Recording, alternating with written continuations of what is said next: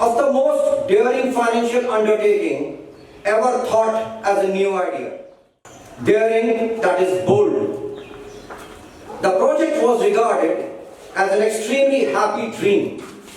John W. Gates already had formed the American Steel and Wire Company out of a chain of small companies, and together with Morgan had created the Federal Steel Company, the Natural Tube and the American Bridge Companies were two more Morgan concerns.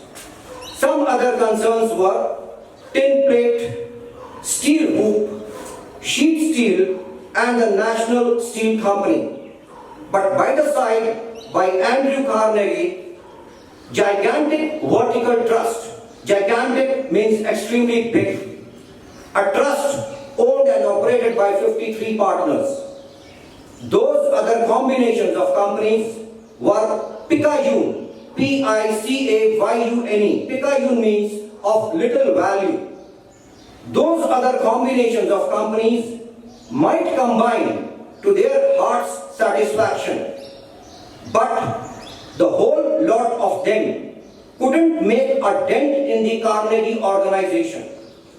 But the whole lot of them couldn't make a dent in the Carnegie organization, which means even the combination of other companies were of little value in front of gigantic Carnegie organization. And Morgan knew it. Now, with Charles M. Schwab as Carnegie organization's chief and able lieutenant, Andrew Carnegie planned to drive his enemies to the wall. So it was that in the speech of Charles M. Schwab, Morgan saw the answer to his problem of combination of small companies. Schwab's speech on the night of December 12, 1900 undoubtedly carried the conclusion, though not the pledge. Pledge means oath, that the vast Carnegie enterprise could be brought under the Morgan tent. The vast Carnegie enterprise could be brought under the Morgan tent means huge steel mills of Steel King Andrew Carnegie could be sold to money master J.P. Morgan. I'm summarizing again. Believe in yourself and grow rich. It's all about selling off huge steel mills of Steel King Andrew Carnegie to money master J.P. Morgan for $400 million. Due to the idea of one man, Charles M. Schwab, the new property of J.P. Morgan was named as United States Steel Corporation. This name was given by Charles M. Schwab even before the starting of the first step of this business deal. Charles M. Schwab talked, number one, of the world future for steel, of reorganization for efficiency, of specialization, of the scrapping of unsuccessful mills. Scrapping off means to get rid of. Means to get rid of the unsuccessful mills. Concentration of effort on the flourishing properties. Of economies.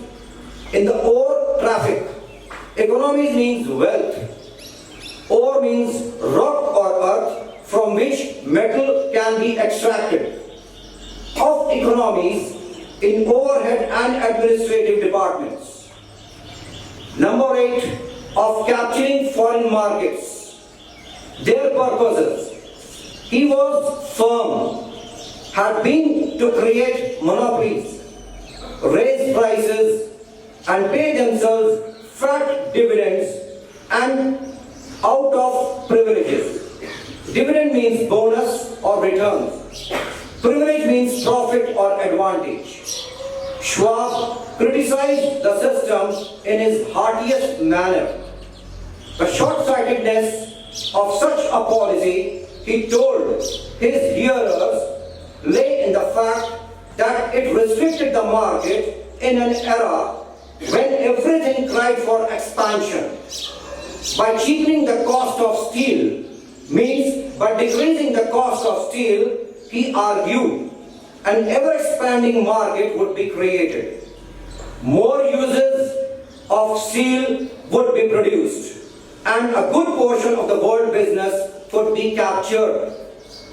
Actually, though Charles M. Schwab did not know it, he was an apostle of modern mass production.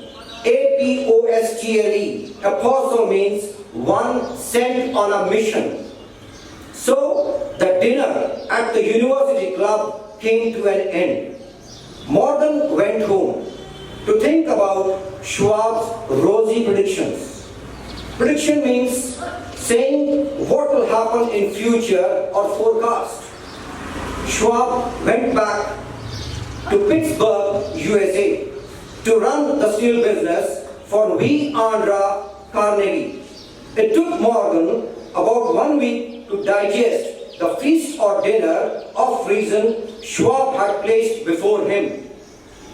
When Morgan had assured himself that no financial indigestion was to result, Morgan sent for Schwab and found that young man Charles rather humble or respected. Then it was suggested by John W. Gates that if Schwab happened to be in Bellevue Hotel in Philadelphia, USA, J.P. Morgan might also happen to be there. When Schwab arrived, however, Morgan was ill at his New York home. So on the elder man, Morgan's pressing invitation, Schwab went to New York and presented himself at the door of the financiers' library. When Schwab was called in to consummate the deal, consummate means extremely skilled. Schwab didn't even know whether the little boss, as Andrew Carnegie was called, would be entrusted so much to listen to an offer of selling. Schwab did take Andrew into the conference hall with him. Schwab wrote in his own handwriting 6 sheets of copper plate figures representing in his mind the physical price and the potential earning capacity of every steel company. He regarded every steel company as star in the new metal heaven. New metal heaven here means United States Steel Corporation.